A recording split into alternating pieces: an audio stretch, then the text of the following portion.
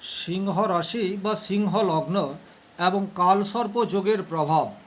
কিছু কিছু মানুষের জন্য কালসর্প যোগ চরম লেভেলের আশীর্বাদ স্বরূপ, আবার অনেক মানুষের জন্যই কালসর্প যোগের জন্য জীবন একেবারে বিপর্যস্ত। এই বৈপরীত্য কিন্তু দেখতে পাওয়া যায়। নমস্কার, আরও একটি নতুন ভিডিও আপনাদের স্বাগত জানাই। আমি শ্রী বিশ্বজিৎ। সবচেয়ে প্রথমেই আলোচনা করব কালসর্প যোগ কীভাবে তৈরি হয়, সেটি খুব সংক্ষিপ্ত আকারে থাকছে। তারপর আমরা দেখব সিংহ রাশির উপর কালসর্প যোগের কী কী প্রভাব চলে আসতে পারে। কালসর্প যোগ মানেই যে শুধুমাত্র অভিশাপ বা চরম লেভেলের সমস্যা তা কিন্তু নয়। অনেক সেলিব্রিটির জন্মকুণ্ডলিতেই কিন্তু কালসর্প যোগ এটি দেখতে পাওয়া যায়। বিশেষ করে সচিন টেন্ডুলকার, মাননীয় প্রধানমন্ত্রী নরেন্দ্র মোদীজি বা অমিতাভ বচ্চন, লতা মঙ্গেশকর, এদের জন্মকুণ্ডলিতে কালসর্প যোগ রয়েছে বলেই কিন্তু দাবি করা হয়। আর এটা ইন্টারনেট থেকে যে জন্ম সময় পাওয়া যায় তার পরিপ্রেক্ষিতে যদি জন্মকুণ্ডলী তৈরি হয়, তাতে কিন্তু দেখতে পাওয়া যাবে এই সব মহান ব্যক্তিদের জন্মকুণ্ডলিতে কালসর্প যোগ রয়েছে। তবে আমি আমার ব্যক্তিগত অভিজ্ঞতায় যেটা দেখেছি বা শাস্ত্রেও যেটা উল্লেখ রয়েছে, যদি আপনার জন্মকুণ্ডলিতে কালসর্প যোগ থাকে, সেক্ষেত্রে জীবনের একটা পর্যায়ে আপনাকে চরম লেভেলের পরীক্ষার মধ্যে দিয়ে যেতে হবে, এতে কিন্তু কোনোরূপ ডাউট নেই। কালসর্প যোগ কীভাবে তৈরি হয় দেখুন, যখন জন্মকুণ্ডলীর 9টি গ্রহ রাহু এবং কেতুর এক সাইডেই চলে আসে এবং এক সাইড সম্পূর্ণ ফাঁকা থাকে, তখন কিন্তু কালসর্প যোগ তৈরি হয়। তাহলে এই কথাটি কিন্তু আপনাদেরকে খেয়াল রাখতে হবে। জ্যোতিষশাস্ত্রে 12 রকমের কালসর্প যোগ আছে বলে উল্লেখ করা হয়, কিন্তু ওভারঅল কালসর্প যোগ থাকলে সিংহরাশি বা সিংহলগ্নের জাতক জাতিকারা তার কি প্রভাব পেতে পারে, এই বিষয়ে এই ভিডিওটিতে আলোচনা করব। সবচেয়ে প্রথমেই দেখুন, সিংহরাশি বা সিংহলগ্নের জাতক জাতিকাদের সম্মান এবং প্রতিষ্ঠা অর্জনের ক্ষেত্রে বারবার বাধা, সেটি কিন্তু রিপিটেড অবস্থায় আসতে থাকে। সিংহরাশির অধিপতি গ্রহ হচ্ছে রবি। আপনারা আর্থিক দিক দিয়ে কতটা শক্তিশালী, তার চেয়েও গুরুত্বপূর্ণ সমাজে আপনারা কতটা প্রতিষ্ঠা লাভ করতে পেরেছেন। বরং বলা যেতে পারে আপনার প্রতিষ্ঠা বা সম্মান অর্জন করার জন্য অর্থ ব্যয় করাও আপনার পক্ষে সম্ভবপর, কিন্তু তারপরেও বারবার আপনি আপনার সম্মান অর্জন করতে ব্যর্থ হয়ে থাকেন, বা আপনি প্রতিষ্ঠা পেয়েছেন, পরক্ষণে এমন কোনো ঘটনা ঘটে গেল যে আপনাকে আপনার জায়গা থেকে কিছুটা নিচে নামতে হলো। তাহলে এই ধরনের ঘটনা রিপিটেড অবস্থায় দেখতে পাওয়া যায়। আপনার মধ্যে নেতৃত্ব দেওয়ার সহজাত ক্ষমতা রয়েছে, কারণ আপনাদের রাশির অধিপতি গ্রহ হচ্ছে রবি। রবির মধ্যেই রয়েছে নেতৃত্ব দেওয়ার সহজাত ক্ষমতা।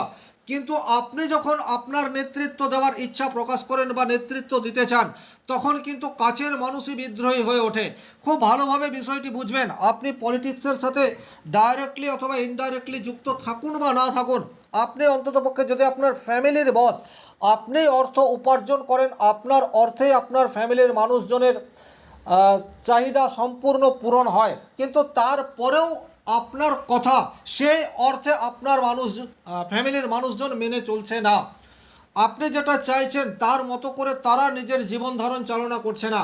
আর আপনি যদি সমাজে কিছু করতে চাইছেন, ভালোর জন্যই করতে চাইছেন, আপনার নিচের মানুষ কিন্তু বিদ্রোহী হয়ে উঠছে। এই ধরনের ঘটনা কিন্তু রিপিটেড অবস্থায় দেখতে পাওয়া যায়। 3 নম্বর যে পজিশন আপনাদের তৈরি হয়, সেটি হচ্ছে বাবার সাথে একটা অস্বস্তিকর পরিবেশ বা অস্বস্তিকর পরিস্থিতি আপনি ক্রিয়েট করে বসেন। বাবার সাথে সুসম্পর্কের অভাব, সেটা জীবনে রিপিটেড অবস্থায় আসতে থাকে। আপনি যদি ফ্যামিলি বিজনেসের সাথে যুক্ত হয়ে থাকেন, তো দেখবেন আপনার বাবা আপনাদের বিজনেসকে খুব ভালো জায়গায় পৌঁছে দিয়েছে, কিন্তু আপনি যেইমাত্র সেই বিজনেসকে পরিচালনা করা শুরু করে দিলেন, বিজনেসের গতি আস্তে আস্তে নামতে শুরু করলো। অথবা বাবা যে প্রফেশনের সাথে যুক্ত, আপনি সেই প্রফেশনকেই বেছে নিলেন, কিন্তু সেই লেভেলের সাকসেস আপনি আর পেলেন না। এই ধরনের ঘটনা দেখতে পাওয়া যায়। অনেক সময়ই বাবার সাথে অকারণে ঝুট ঝামেলা সেটি তৈরি হয়, বাবাকে কেন্দ্র করে প্রচুর অর্থ ব্যয়, এই ধরনের ঘটনাও কিন্তু অনেক সময়ই দেখতে পাওয়া যায়।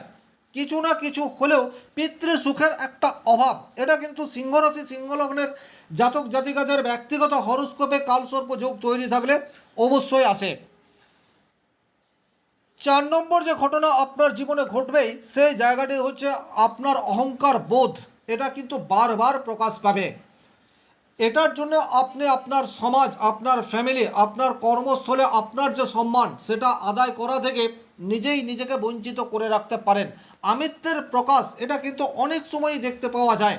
স্বাভাবিক অর্থে আপনাদের মধ্যে একটা গর্ব এটা থাকবেই, কিন্তু বৃথা গর্ব বলে যে একটা ওয়ার্ড রয়েছে সেটা আপনাদের জন্য অনেক সময় প্রযোজ্য হয়ে ওঠে যদি কালসর্প যোগ আপনার জন্মকুণ্ডলিতে থাকে। কিন্তু এটাও নির্দ্বিধায় বলা যায় একটা লেভেলের পর আপনি সমাজের জন্য এমন কিছু করে ফেলতে পারেন, বা আপনি এতকাল ধরে যেটা বলে আসছিলেন যা হয়তো আপনার ফ্যামিলির মানুষজন সেই অর্থে বিশ্বাস করেনি, কিন্তু 8 বছর 10 বছর 12 বছর পরিশ্রম এবং কনসিস্টেন্সি পরিশ্রমের পর আপনি যেটা বলে এসেছিলেন সেটাই পরবর্তীতে সত্য প্রমাণিত হয়। তবে সেটার জন্য চারিত্রিক দৃঢ়তা এটি ভীষণ রকম প্রয়োজন। সুতরাং আপনি যদি সিংহরাশি সিংহলগ্নের জাতক জাতিকা আপনি কোনো একটি বিষয়ে গভীর সিদ্ধান্ত নিয়ে ফেলেছেন এবং সেটাকে কেন্দ্র করে আপনার সমাজ, আপনার ফ্যামিলি, আপনার অফিসের কলিগ তারা কেউ ভালো বলছে না, কিন্তু আপনার যদি মনে হয় আপনি পরিকল্পনায় ঠিক আছেন, সেক্ষেত্রে হাল ছাড়বেন না।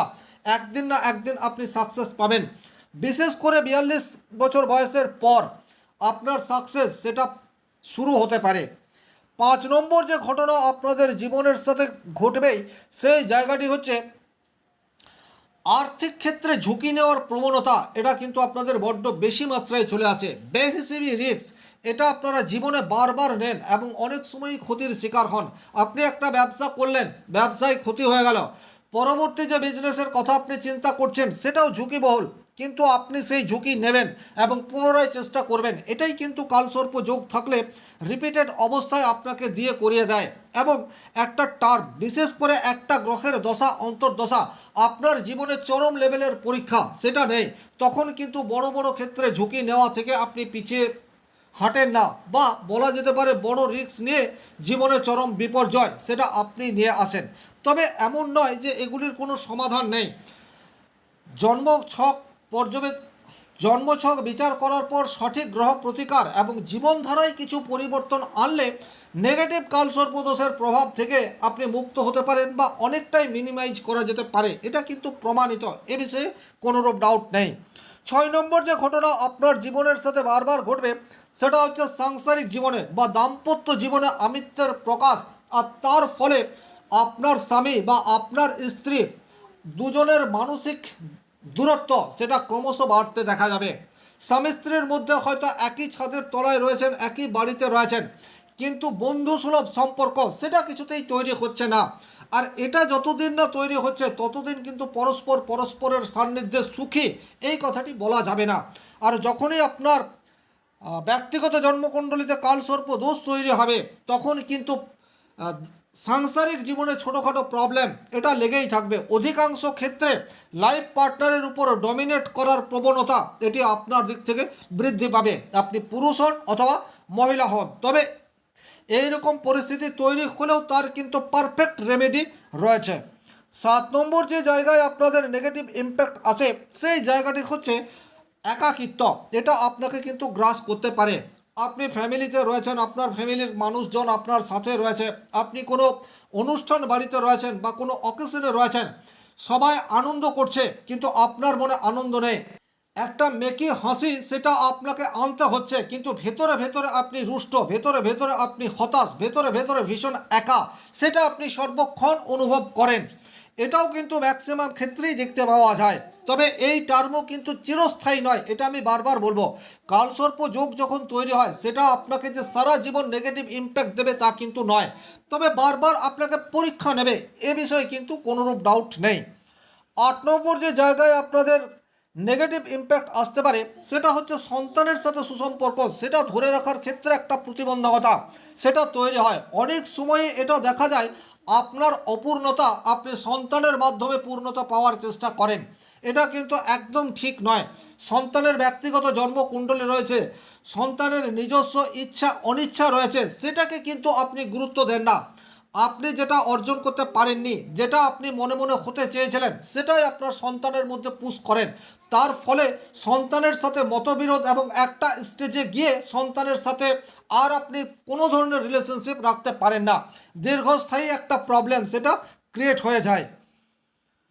এইরূপ পরিস্থিতি যদি আপনার মধ্যে রয়েছে, অবশ্যই আপনার নিজস্ব চিন্তা ভাবনা সেটাকে সন্তানের সাথে শেয়ার করুন, কিন্তু সন্তানের যদি অন্য কোনো ইচ্ছা থাকে তাহলে তার মতকেও প্রায়োরিটি দেওয়ার চেষ্টা করুন। তাতে করেই কিন্তু আপনাদের দুজনের সম্পর্ক সেটা স্থিতিশীল অবস্থায় থাকবে। 9 নম্বর যে ঘটনা আপনার জীবনের সাথে বারবার ঘটতে পারে সেটা হচ্ছে আপনি অনেক দূর এগিয়ে যাওয়ার পরেও হঠাৎ করে আবার পিছিয়ে যাবেন। এই ধরনের ঘটনা কিন্তু ম্যাক্সিমাম ক্ষেত্রেই দেখতে পাওয়া যায়। বিশেষ করে যারা ব্যবসা করছে, ব্যবসা ক্ষেত্রে আপনারা একটা চরম লেভেলের সাকসেস পেয়ে গেছেন, কিন্তু হঠাৎ করেই কোথার থেকে কি হয়ে গেল, গত 1.5 বছর 2 বছর ধরে ব্যবসা আর আগের মতো চলছে না, আপনি একটা ডিপ্রেশনের শিকার হয়ে যাচ্ছেন। অনেক সময় ব্যাংকিং লোন, ইএমআই এগুলির চাপ আপনার উপর এমনভাবে চেপে বসে সেখান থেকে পরিত্রাণ পাওয়ার রাস্তা খুঁজলেও আপনি সেই অর্থে পরিত্রাণ পাওয়ার রাস্তা নিজেই বের করতে পারেন না। আর 10 নম্বর যে জায়গায় আপনাদের গভীরভাবে প্রভাব বিস্তার করে কালসর্পযোগ, সেটা হচ্ছে মানসিকভাবে আপনাকে বিপর্যস্ত করে তোলে। চরম লেভেলের পরীক্ষা, সেটা 6 মাস 8 মাস 1 বছর 2 বছর বা অনেক ক্ষেত্রে একটা সম্পূর্ণ গ্রহের দশা আপনাকে নেয়, আর সেই পিরিয়ডটাতে আপনি মানসিক সন্তুলন রাখতে পারেন না, মেজাজ খিটখিটে হয়ে ওঠে, সবার সাথে গোলযোগ, এই বিষয়টি বারবার জীবনে ঘটে। তাহলে এই যে আমি নেগেটিভ কথাগুলিই বললাম, এগুলি যে সব আপনার ক্ষেত্রে 100% ম্যাচ করবে এইরূপ ভাবার কোনোরূপ কারণ নেই। তবে একটা স্টেজে কিন্তু বেশ কিছু নেগেটিভ ঘটনা আপনার জীবনের সাথে ঘটবে। আপনি যদি আপনার চারিত্রিক দৃঢ়তা এবং লক্ষ্যে স্থির থাকতে পারেন, সেক্ষেত্রে যতই কাঠিন্য আসুক না কেন, সেই কাঠিন্যকে দূর করার ক্ষমতা সর্বশক্তিমান ঈশ্বর আপনাকে দিয়েই রেখেছে। সুতরাং ধৈর্য ধরে বাস্তবিক পরিকল্পনাকে রূপ দেওয়ার জন্য চেষ্টা করে যান। এই ছিল এই ভিডিওটির মূল আলোচ্য বিষয়। ভিডিওটি ভালো লাগলে লাইক করবেন, কোথাও কোনো প্রশ্ন বা সংশয় থাকলে কমেন্ট বক্সে লিখে জানাবেন। চ্যানেলে নতুন হয়ে থাকলে সাবস্ক্রাইব করে পাশে থাকা অল নোটিফিকেশন বেল আইকনটি প্রেস করে দিন। আর ব্যক্তিগতভাবে নিজের জন্মকুণ্ডলী বিচার করতে চাইলে স্ক্রিনে দেওয়া নাম্বারটি সংগ্রহ করে যোগাযোগ করতে পারেন। ভালো থাকুন, সুস্থ থাকুন, ধন্যবাদ।